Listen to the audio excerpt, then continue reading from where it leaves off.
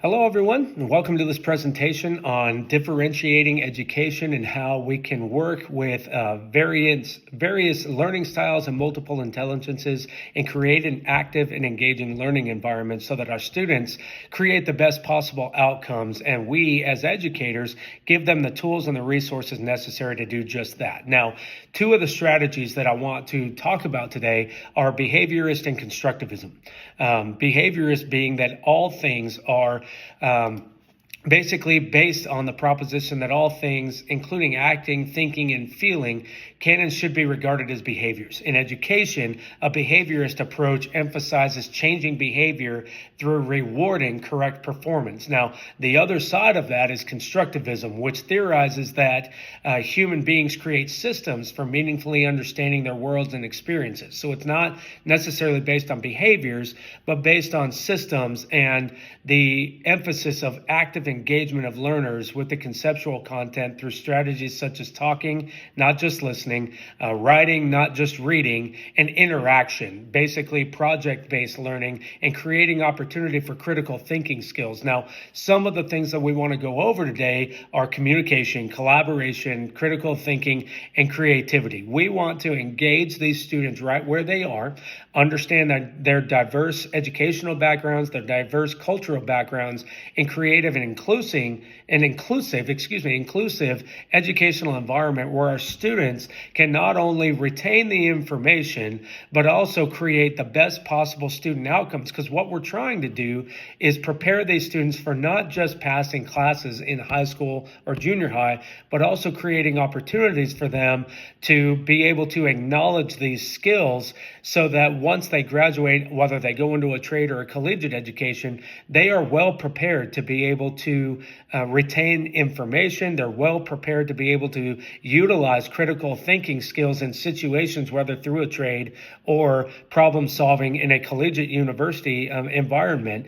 And we want to be able to understand that these students have various needs. Now, through understanding their learning style and their different intelligences, Andre McCall, he puts it this way, by integrating the frameworks of learning styles and multiple intelligences, educators can develop a more comprehensive understanding of the diverse needs and preferences of their students. We want them to learn how they learn, not change them into robots as students.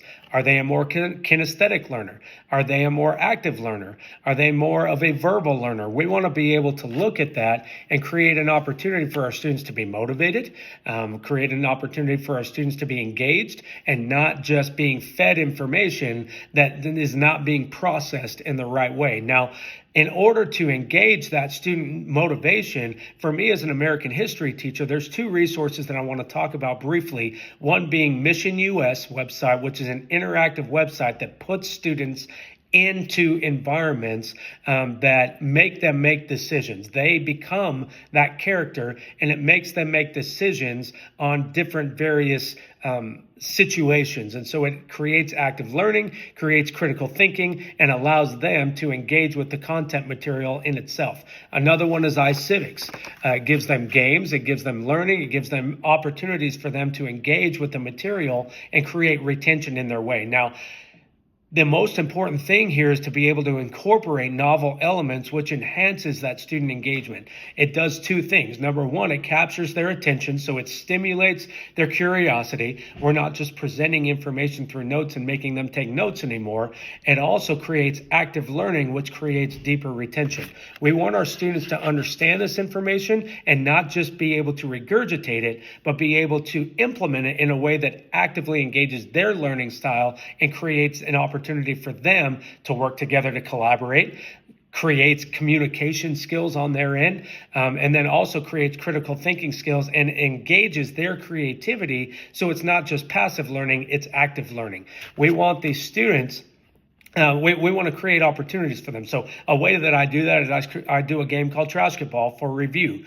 We ask questions. They're in groups. They have to collaborate together, come up with an answer. And if they do, they get an opportunity to throw a piece of paper into a basket. They get points based on that. And it creates retention in their way. And it's not just me presenting PowerPoint slides that they're not going to remember to be able to regurgitate. We want to create pre-assessments. We want to create formative assessments and summative assessments so that we actually know where our students are, how are they engaging with this material, and how we can create opportunities for them to be better retain this information, activate those engaging thinking skills, and then also create better student outcomes on our part.